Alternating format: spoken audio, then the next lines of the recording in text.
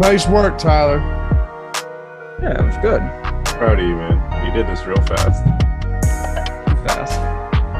Yeah, what's going on, everybody? Welcome to the Awesemo.com NFL strategy show. First look edition. One that's not like any other because it's week 18, which means that some teams have a lot to play for, mainly in the AFC, and other teams have mostly nothing to play for. And we have to sift through all of the nonsense and try and figure out what makes sense or what to make sense of. And we're going to do our best to do that. We do, fortunately, not have to talk about 16 or 15 games because, oddly, 2 games got flexed to Saturday, 2 meaningless games. But still, a big slate here to close out the regular season. We're going to get into all of that right now. I'm Dave Loughran at Loughy_D on the Twitters, LOUGHY_D for those of you podcast listeners. With, as always, Jordan Vanek at Jordan Vanek DFS and Ben Rasa at JazzRaz DFS. Ben, these slates, never easy, sometimes fun, but man, it's always really difficult to figure out not only who the good plays are on paper, but who's actually going to play on Sunday.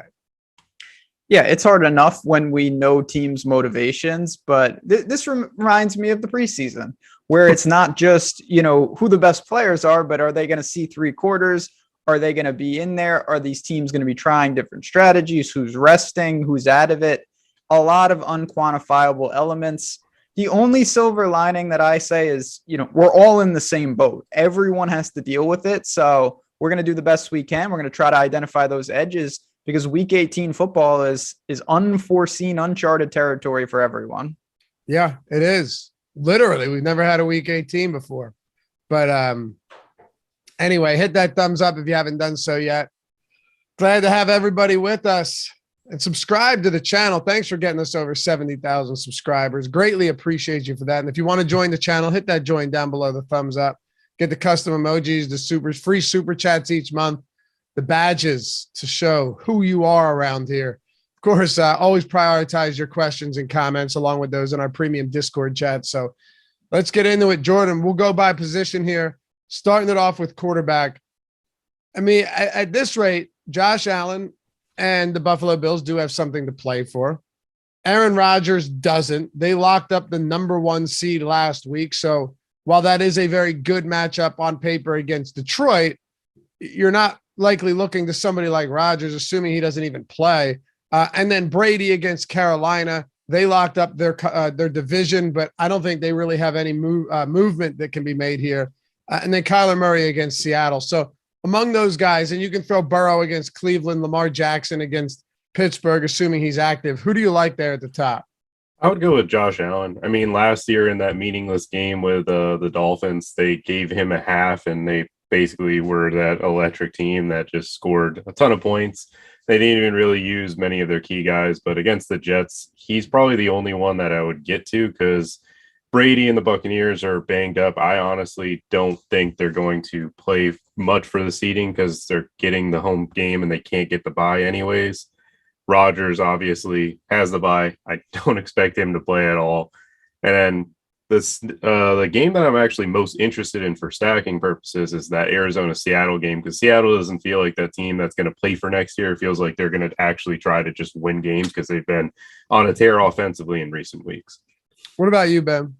Yeah, I think that makes a lot of sense, particularly with Seattle. We saw, obviously, Seattle stacks around here have been doing the company quite well. But, I mean, we did see, and now they get an environment in Arizona, which is very, very important for week 18.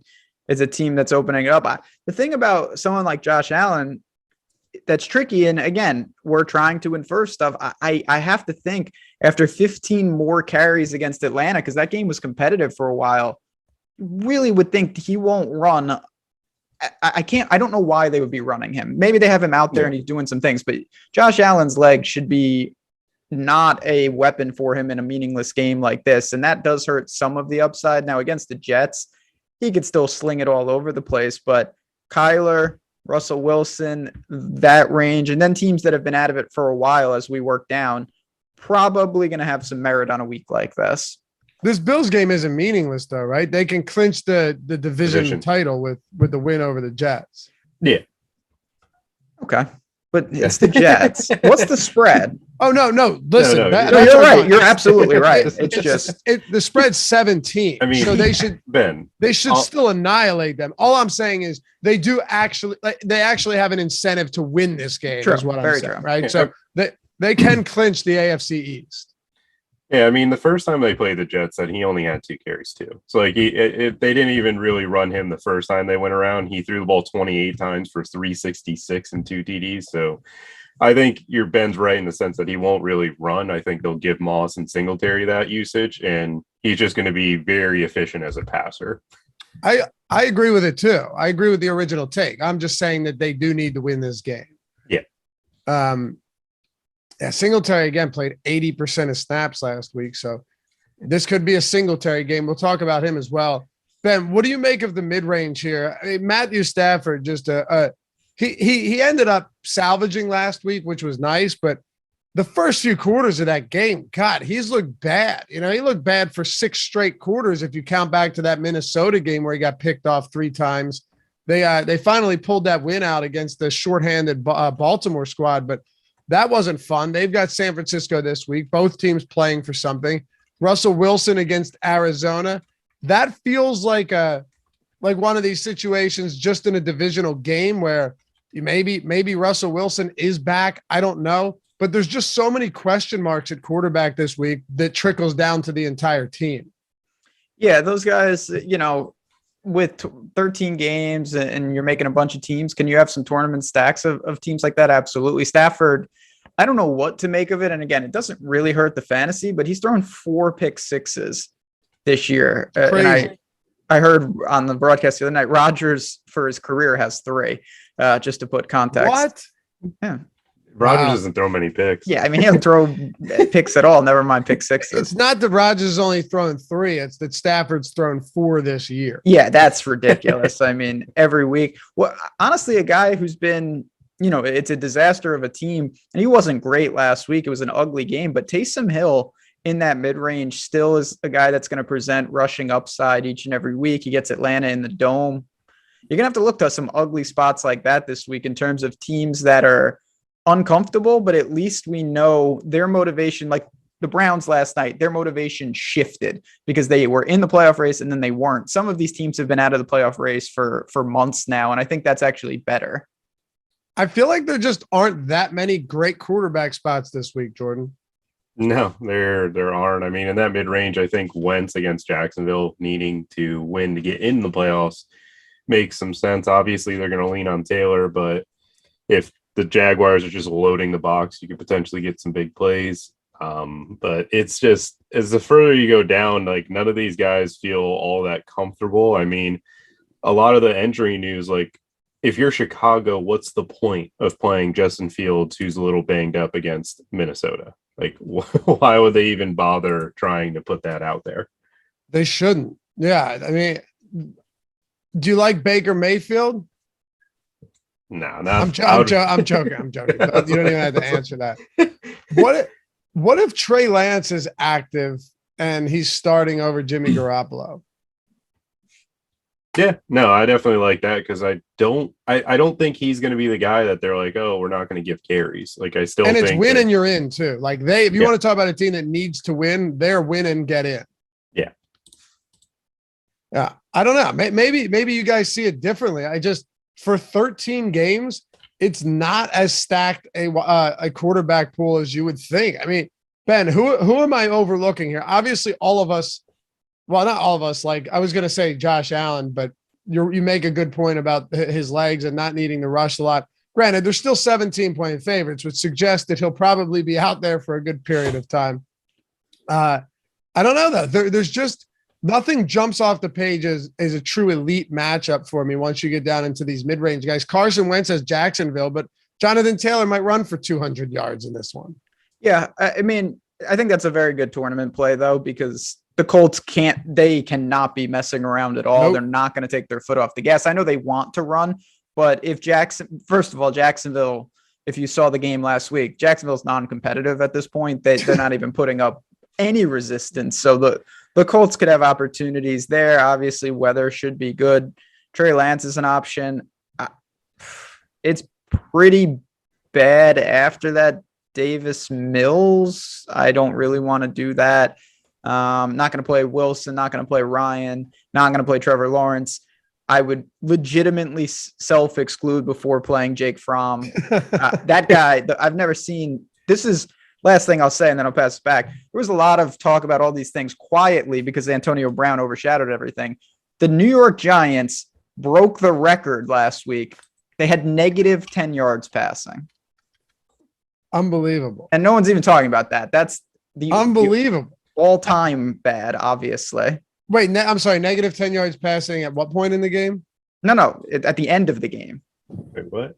After the game expired. That's not right. Yeah, it's deadly accurate. I'm looking at Wait, it. hold on. The New York Giants had negative 10 yards passing. Oh my God.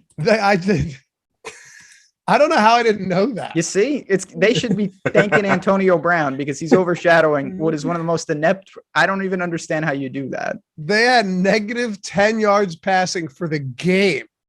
They completed 4 passes. How did they rush for 161 yards? Dude, they ran the ball 40 times in a game. They lost 29-3. Yeah, that's also. It's almost like they were the MO was just to avoid embarrassment. But that's still highly embarrassing. Jeez. All right.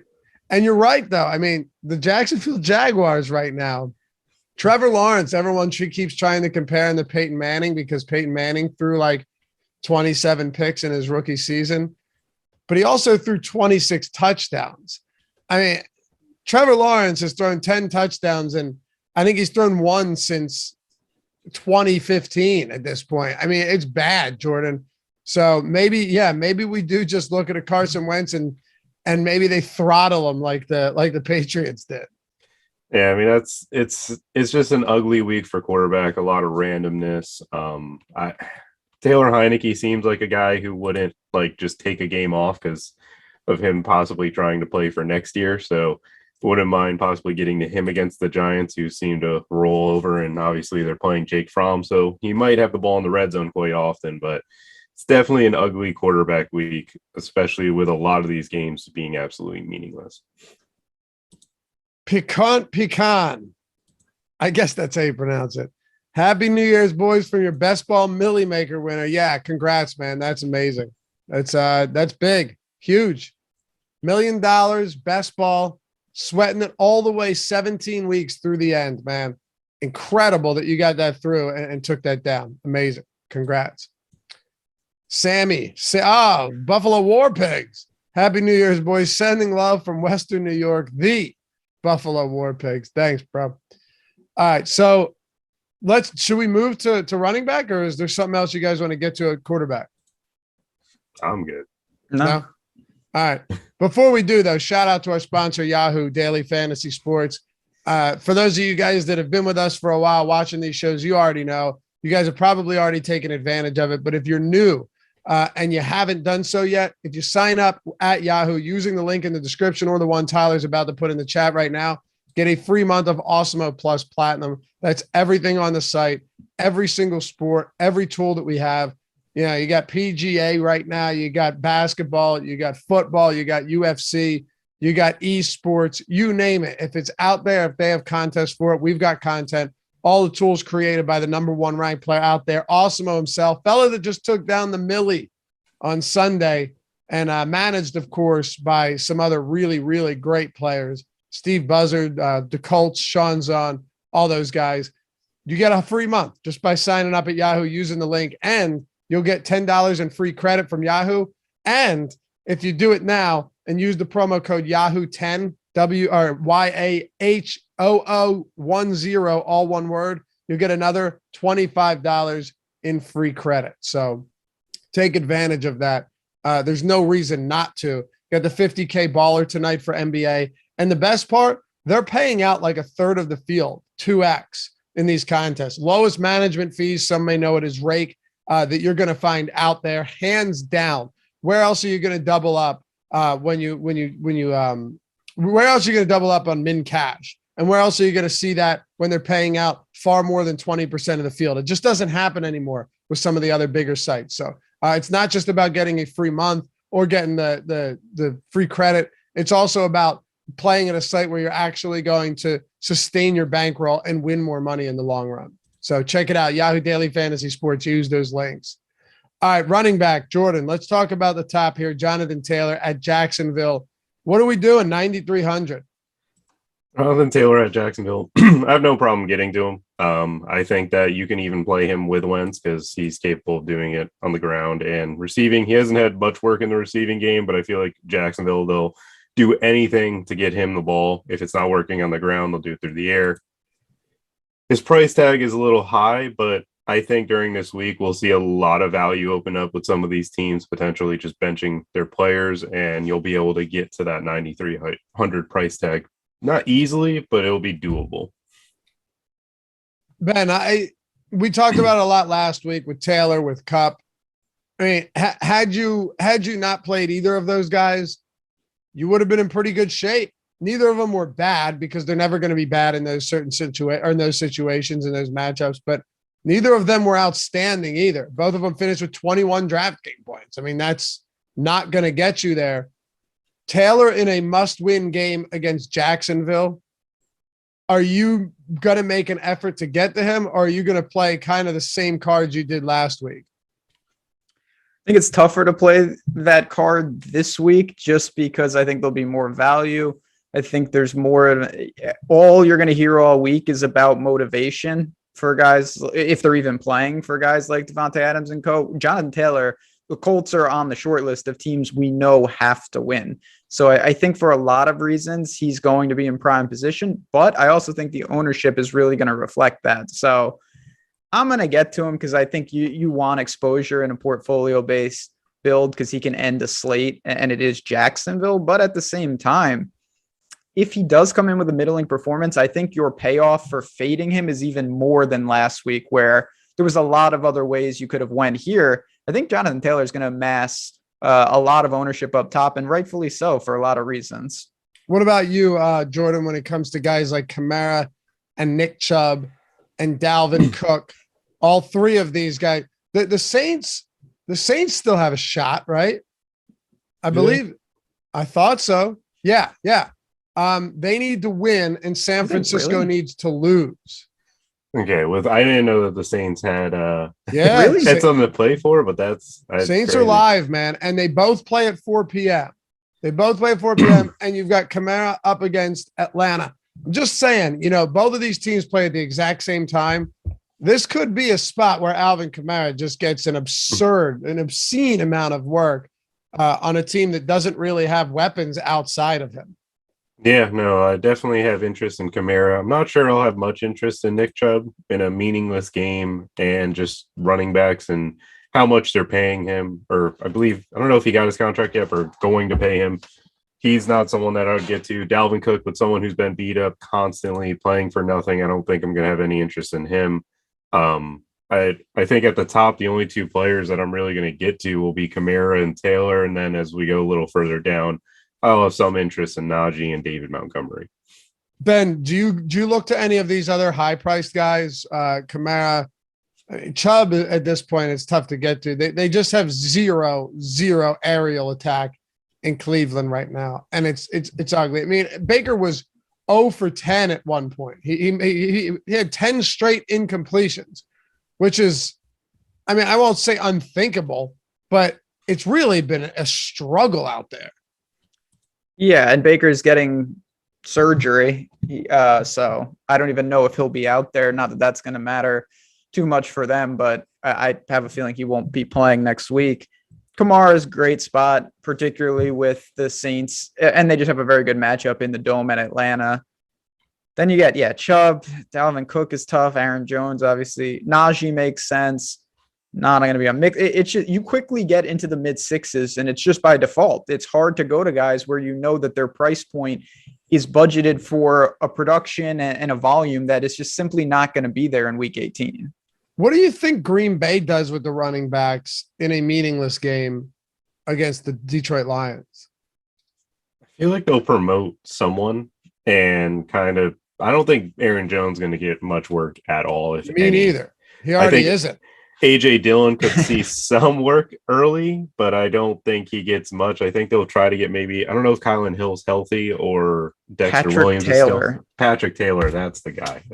Knew some random running back I knew from college is out there, but they will, I'm assuming the work will be split between them, and it probably won't be with the starting offensive line. And Detroit seems like a team that'll still keep fighting, even though they're in meaningless football. Yeah, they've been in meaningless football since week 1, and they fight every single week. So, yeah, I agree with you on that. I will say, though, Ben, you probably have to go back to the well with David Montgomery at this point. I mean, they're just going to keep feeding him 20-plus carries every single week. Not a lot of targets last game, but that's because they faced the team, as you mentioned, with negative 10 passing yards. I think David Montgomery against Minnesota in what should be a close game. You should have Kirk Cousins back, I would think. That's a favorable spot. Rashad Penny has just been electric in the opportunities he's getting, and coming off a season high game there with 35 fantasy points, 25 for 170 on the ground, 2 touchdowns. He's crushed it lately. So that 6K range that you're talking about does seem to have some pretty decent options. And it feels like every week we kind of come back to this and say, yep, here we are once again in this 6K range where we have to find somebody. Yeah, this is where I think you're going to be able to get to some of these guys with workloads. Montgomery catch the ball, obviously 20 plus carries in some of these games. You've got Singletary there. You mentioned Penny. You've got Foreman at 57. I know I'm going down a little bit, but all of these guys, at least it looks like their roles aren't going to change a ton. I mean, Saquon is there. I know. I was going to bring that up. If they're going to run 40 times. It's just, I obviously it can't go worse than last week. That would be impossible, but Glennon is now hurt. And to me, he was clearly the better option. Like it's not good right now. So I don't know. Washington's defense, I know we're not on defense, is going to be like 30% owned. Yeah, I know. It's crazy. I'll go back to it again, though, Jordan. And I think he will be popular, but I think probably the best play in this range is Devin Singletary again. I'll go for the 4th straight week. I'll go back to this guy. I don't care. Oh, I mean, yeah, he's been on fire. He's paid off value pretty much every single week. And against the Jets, he's in another good spot. The only worry that I will have against the Jets is that he did run well against them the first time, but I feel like the Jets, when they played Buffalo, they actually just zeroed in on just blitzing the house and trying to hit Josh Allen, which is why he threw for 360 on 28 attempts. I think in this range, though, Elijah Mitchell being back this week, got 21 carries against Houston, playing in a meaningful game against the Rams. This 6K range feels like the range where all the ownership will end up getting pulled to, because there's all the best plays are here, and the players that are playing in meaningful football games. Yeah, man, 23 carries. He's getting that goal line work, which is pretty amazing. And he played 80% of snaps last game again, even with Zach Moss active. I do think he's going to be popular, but I don't even really care at this point. I'll just keep going back to him. And then Ben, how about Dante Foreman? This guy, if only someone told you about him earlier, but he's played well. He's got 3 games of 100+ rushing yards over his last 5. He's been great. I mean, there's no doubt about it that, when Derrick Henry went down, we were wondering what they were going to do. And there were times where they were really allocating, everyone was getting, it felt like between 5 and 10 carries, and that was making it really difficult. But Foreman has taken over to an extent, and he was just absolutely dominant. They draw the Texans. He only has one way to get there. He's in the Sony Michel, like Damian Harris bucket, but it's still a bucket that we've seen time and time again can work, especially with teams that are talented like the Titans. Carl's B says Loughy has dropped Miles Sanders and picked up Singletary. It's a lot less stressful. But Ben, you know this. You and I have been Singletary guys from the jump. 100%. That's what I was going to say. You never had to pick up Singletary. He was just on the bench. Right, exactly. We were just waiting for his time to shine. Yes. And here it is, boys. Here it is. Finally, after all this time, I don't know what took him so long to figure out that he's the best running back on their roster. He's always been efficient. He's always been pretty damn good. Jordan, do you like anything in this 5K or lower range?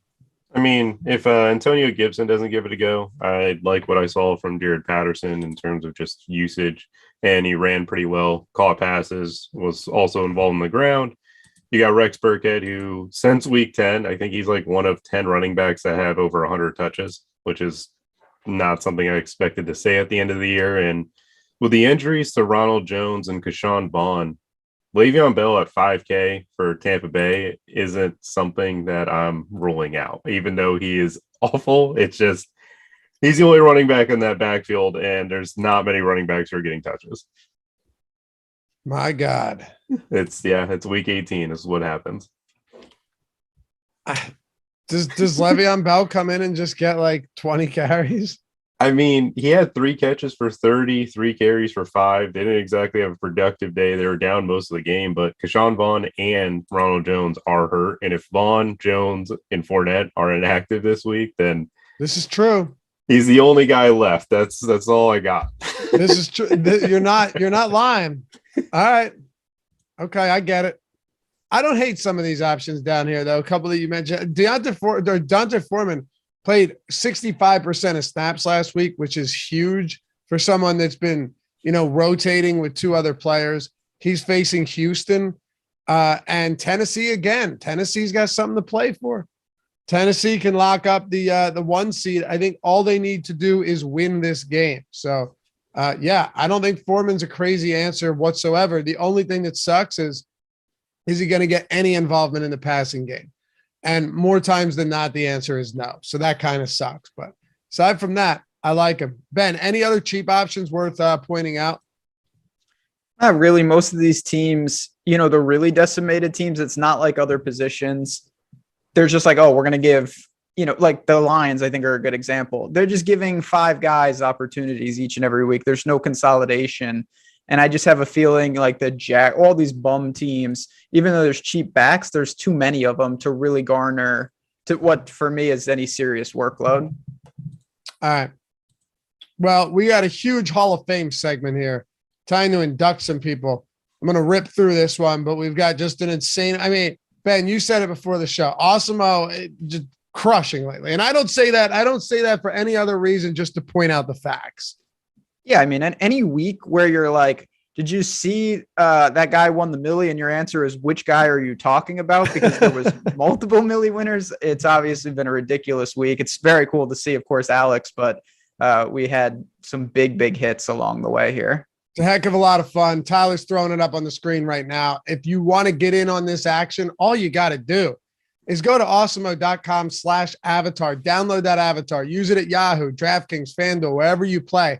Finish top 3 in a field of 5,000 or more, and tweet us at Awesemo HOF to pick up your free month of Awesemo Plus Platinum, $90 value at Awesemo HOF. Include Jordan in the tweet. Why not? Same with Ben. Same with myself. We like seeing that stuff. We like when you guys win.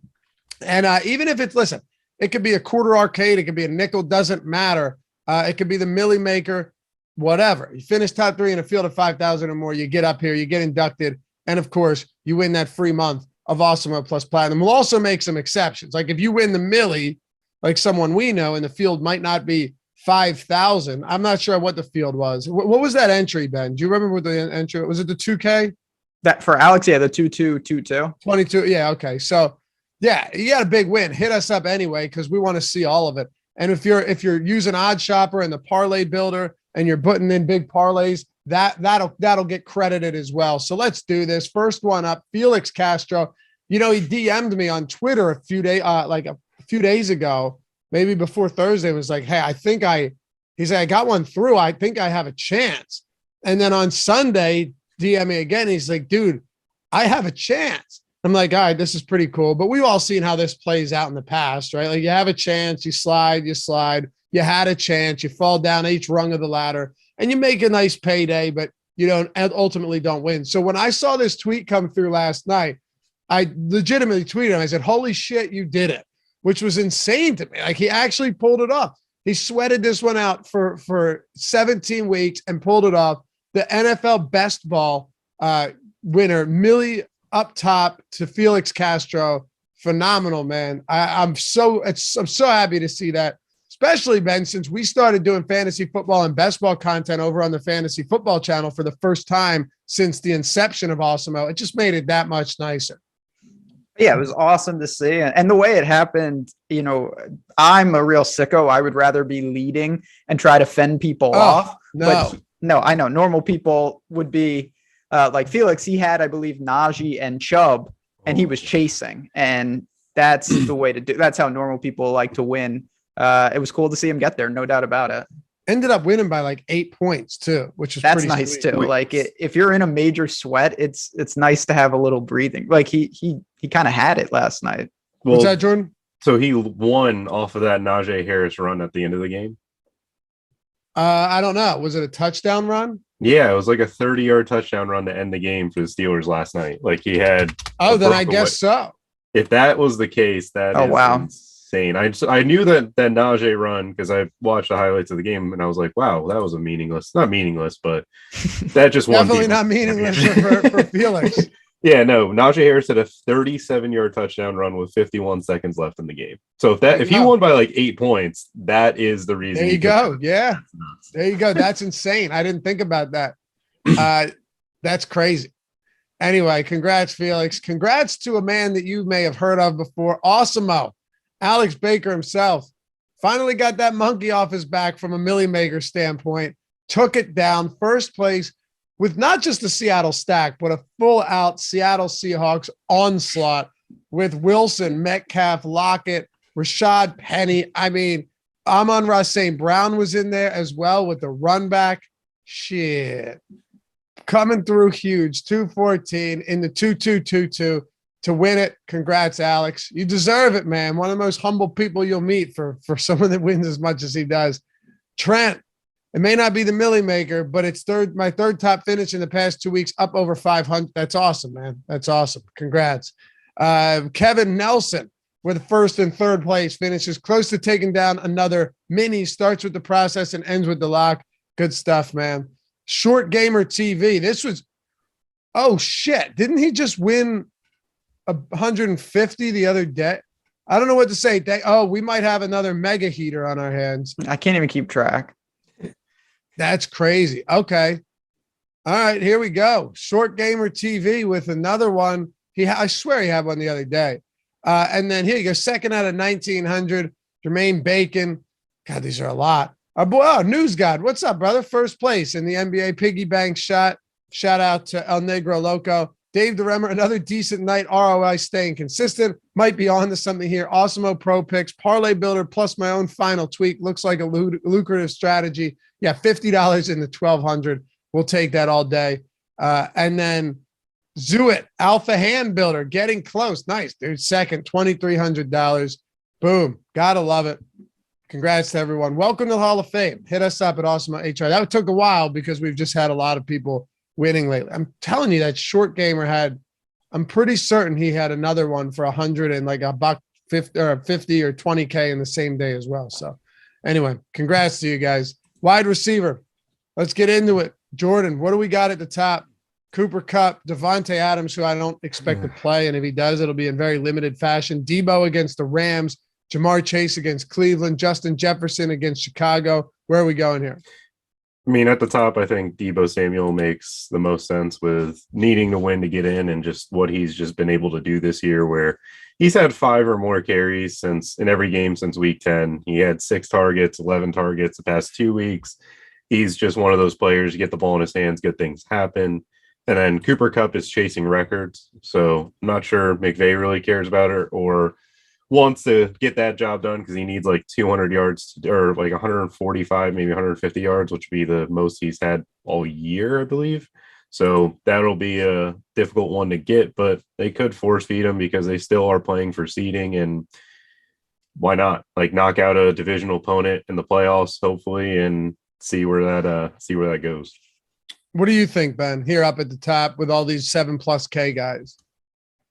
Yeah, same concept. I think you're looking at some of it'll solidify on its own as we draw to Sunday, but someone like Debo, we know what San Francisco needs to do. Whereas, like obviously Devontae Adams, Jamar Chase, some of these other guys, I'm not sure exactly what you're going to get, even if they'll be on the field. So it's not to say you can't go to like a Kupp or Jefferson or Diggs. Like if you're playing Josh Allen, obviously Diggs is probably going to come along with him. But I do think all in all, the unique nature of Debo, the Trey Lance experiment didn't have any adverse effects on his carries or anything last week. So I feel good about that. And then it's just going to be, I think most people are going to really hit the upper 6K range where you've got Metcalf, St. Brown, Lockett, Waddle, Cooks. A lot of those guys I think will be in people's lineups.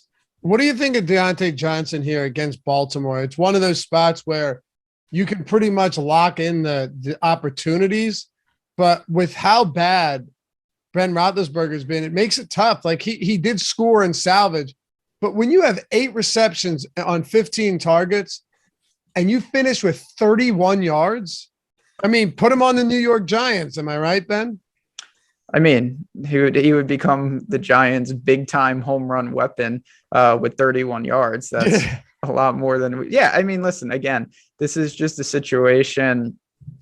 Most people's priority is, just like the preseason, it's not who do you like, it's who's going to get opportunities. And I think that's going to be the overwhelming factor this week. And when you look at opportunities, it does lend itself to some of these teams that have either been out of it for a long time or are still fighting for obviously playoff position. I don't know if you guys mentioned this yet. You may have. I was reading chat, but they have to try and get Mike Evans to 1,000 yards, right?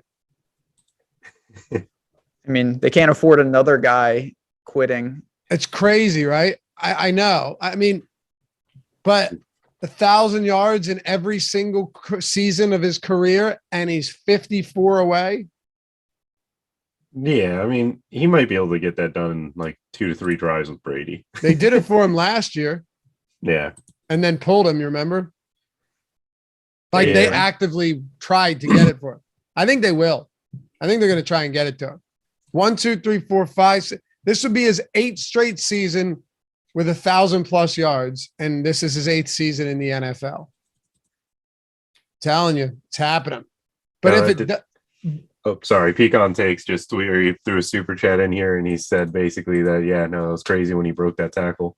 Talking about the Najee run. Oh, yeah, you were right then, Jordan. Yeah, that's crazy. He won it on that last play. Oh, I'd have been losing my shit. What an insane way to win. That's incredible.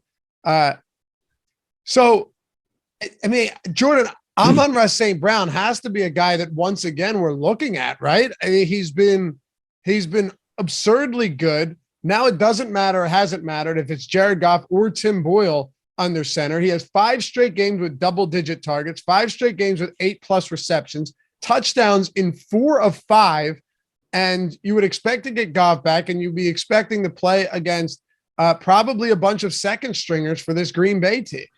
Yeah, no, Monra is fantastic. The only concern is like I'm looking $200 more at AJ Brown against Houston in a game where they win. And in the first time they played Houston, that was the awful weather where I think Tannehill threw like 3 picks and poor. And now because I bet the damn Titans. I put a huge bet on the Titans money line at halftime, and and they got into the red zone like 4 times in the second half and found a way to get 0 points on all of them. And I think AJ Brown was playing with that chest injury. It was just a really, really poor game. But this time they're playing in the dome, so AJ Brown for 200 more will be hard to overlook. But yeah, no, Monra has been on a tear, even a little cheaper. I know Tyler Lockett had a touchdown last week. He didn't really have much on the ground, needs that super efficient touchdown upside with Russ. It's just this is just one of those weeks where it's like a bunch of guys that you could see getting a ton of usage are going to be playing backups, but could also just not be much involved with their offense. Yeah, I hear you. I mean, AJ Brown is a great play this week. No doubt about it. I like Amon-Ra. I think Brandon Cooks is perfectly reasonable too. I mean, him and Davis Mills have a clear connection here. He's now been targeted double-digit times. Another one, double-digit targets in 3 straight games, 3 scores over that span. There are some good. I know, Ben, you talked about the 6K range, but AJ Brown at 7K, Amon-Ra at 68K, Brandon Cooks at a low 6K price point. And then even if you get down slightly below that number, I do think there are a couple guys that we can look towards here, but it does thin out pretty quick. Yeah, it definitely thins out, but it's not to say, again, like DJ Moore, he doesn't stand out in any massive way, but I don't know why anything would change. And he's still getting a healthy amount of targets. They're just wildly inefficient right now. He gets a Tampa team there. You've got like Russell Gage, Ayuk, some of the secondary options. Who knows who's throwing Landry the ball, but I wouldn't mind getting to some of these guys. Arizona players are in there. So I think that's probably where I'm going to land on some of these positions, is just really attack that mid-range where the price points and the roles haven't changed for most of these guys. Let me throw one more guy out there. If Andy Dalton's starting, see what you think, Ben. I don't think Robinson. No, I can't. Darnell Mooney. This, how Dalton has always had this propensity to lock on to his top guy, right? And we always thought it would be Allen Robinson, just as it was AJ Green in Cincinnati. But he loves Darnell Mooney. You see how many targets Mooney had in that last game where they smoked him? I did not. 13. Dalton has really gone hard when it comes to lighting up Darnell Mooney with opportunities in the passing game. So I don't think it's the craziest idea at all against a bad Minnesota defense that's been getting torched themselves. Obviously, Mooney is a tournament option, but he's probably going to be extremely low owned. So that's one spot that I'm willing to look to. What about you, Jordan? Anything sub 6K you're getting to for value? Well, yeah, Ben pointed out DJ Moore. I definitely like that. In a game that's meaningful for Arizona, AJ Green, I don't really mind. He just gets that big play. That's what you're going for. As we go further down, it does obviously get a little ugly, but if you're stacking Tannehill against Houston, like Julio Jones just got activated. He probably is sat the last week. Doesn't do much for you, but again, he's someone who does have that upside and is playing Houston, so it'll be a low-owned type of option for him. And Braxton Berrios has been remarkable as of late. He's another guy that for some reason gets red zone usage. Didn't expect much of that. Last week he was chalk. I was looking at it and I was like, why? And found out real quick why. And against even Buffalo, who, yes, they're playing for something, but Berrios is the one option for the Jets as of right now as a pass catching group. Swaggy P says, why does everyone keep trying to make DJ Moore a thing? He hasn't scored since week 3 and he hasn't had a 100-yard game in 12 weeks. That's quite the indictment, Ben. I mean, well, first of all, it's not true. He had 103 yards in week 12, but well, there you go. That's the point is taken, though. DJ Moore has underwhelmed at times. I think for me, the targets are just still massive. He's got 4 touchdowns on the year. He scored in week 11 as well, but so it's not that dire. But I just look, and yes, the inefficient targets have been frustrating, but when the guy's got 7 or more targets in every game this year, every single game this year. So he gets work regardless. And at sub 6K on a week like this, I think we're forced to look at that. So I'm not going to deny I'm with Swaggy that it's a little scary, but there's nothing that's not scary on a week like this. So I think DJ Moore still makes some sense. You want any Ray McLeod coming off a 10 target game? He is getting a lot of looks. Yeah, he was a hurry and he got me there in showdown last night a little bit. He almost scored too. Almost scored. Callaway to me at flat 5. I'll throw him out there again. I think the Saints are going to be an important team when the dust settles in this week. You've got Taysom, you've got Callaway, you've got Atlanta in the dome. It's not bad. In a must-win game. Exactly. That's what I'm saying. Not bad at all. All right. How about Anthony Schwartz? He was the one that was hilarious. The coach speak. It's garbage. It just stop believing in coach speak. It's nonsense. Hey, you think about it. What's even the point of telling everybody? What's the point of telling the world you want to get somebody more involved? Just get them more involved. Jordan, it's like Pete Carroll being like, hey, this guy deserves more carries. And then when you don't, and then he doesn't get them and they ask him why, he goes, well, he deserved them. Like, yeah, but you're the one making those decisions. Yeah, I said he deserved them. I didn't say I was going to give them to him. So these guys speak out of both sides of their mouths. And quite frankly, everyone gets mad about this. I don't really blame them at all. You just say whatever the hell you want. It's not hurting anybody. Yeah, I mean, usually the way I treat Coach Speak is once you lie once, I just never believe you again. Dan Campbell had his chance this past weekend. It was the first time that he really had Coach Speak to speak on, and Swift, the way he used him, nope, never believe in Dan Campbell ever again. That's just how I treat it. Like Mike McCarthy said he wanted to get Amari Cooper more targets. Amari Cooper's gotten more targets recently. Like that's something that's been apparent. But hold on a second though, dude. Amari Cooper's also like one of the best talents in the world. It's not like that could obviously just be some positive regression coming back into the mix where it's like, okay, Amari Cooper's a good wide receiver and we should get him the football. I don't know. Yeah, no, I agree. I'm just saying that like I usually give coaches their chance, and Dan Campbell blew it. He just I'm not trusting him no more.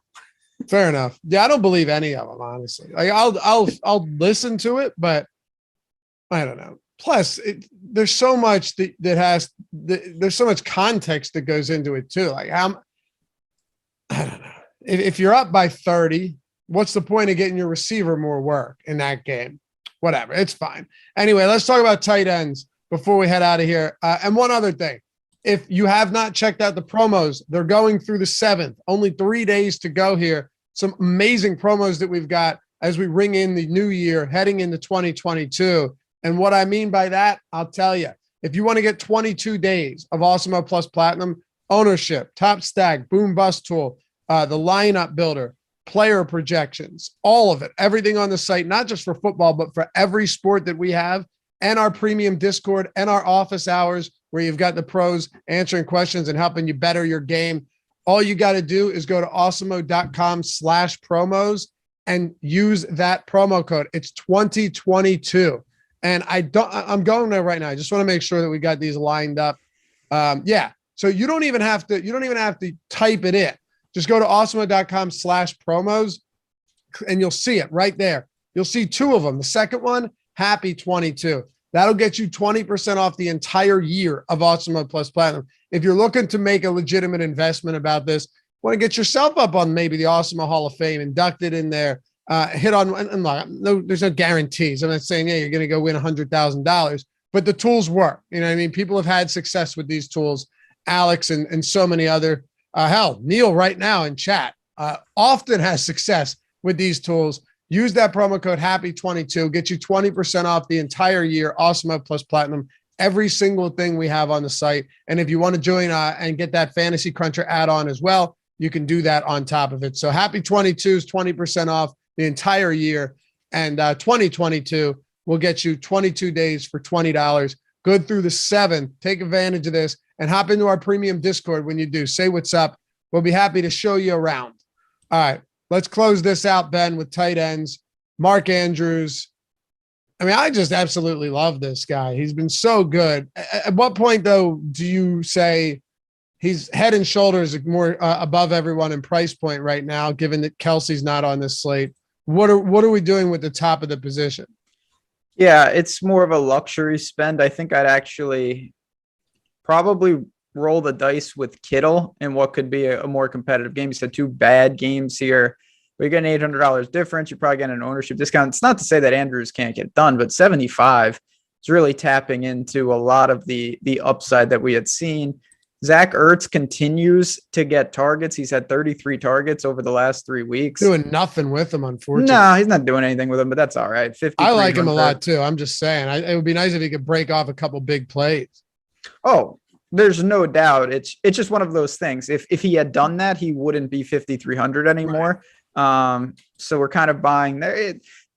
It's going to be attachment to my stacks. I'm not going to play him, but I will say, Evan Ingram chipped in with 12 yards receiving. And when you have -10 for a team, that's a giant performance. Yeah, he offset what could have been even worse. But I don't think I'm going to go there. I'd probably go to Higbee, another 9 targets in week 17.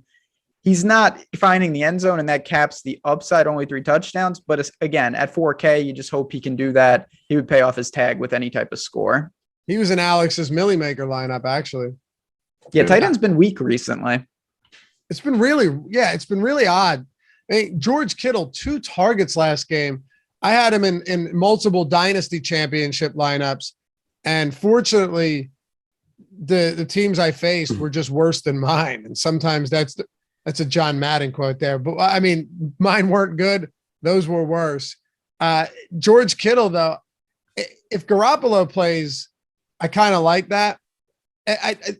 What makes it a little bit more fascinating to me with a guy like Kittle in the event that Garoppolo does play, Jordan, is I don't think we see another situation where, they're just routing their opponent. And you could point to that first game they faced the Rams and beat them 31-10. But look, in a divisional matchup, week 18, implications on both sides, I think this could definitely be a competitive one. And if Garoppolo is active, maybe Kittle does get a ton of targets, just as one of the most trusted guys on the field. But I guess we have to wait and see. Yeah, I mean, if Trey Lance is suiting up there, I just don't have any interest in Kittle. I'm with you. Trey Lance as a passer is just not something I'm buying into yet. I've seen enough to know that, yes, he threw a long touchdown to Deebo Samuel, but other than that, none of the throws he was making were that spectacular. I mean, as Ben said, I think this is going to be a week where I'm just attaching my stacks at tight end, where Dawson Knox for a touchdown against the Jets, or you're going Ertz with Kyler. I don't think I'm going to get too creative with tight end, and I'm probably not paying up unless you see Jimmy get activated or something of that sort.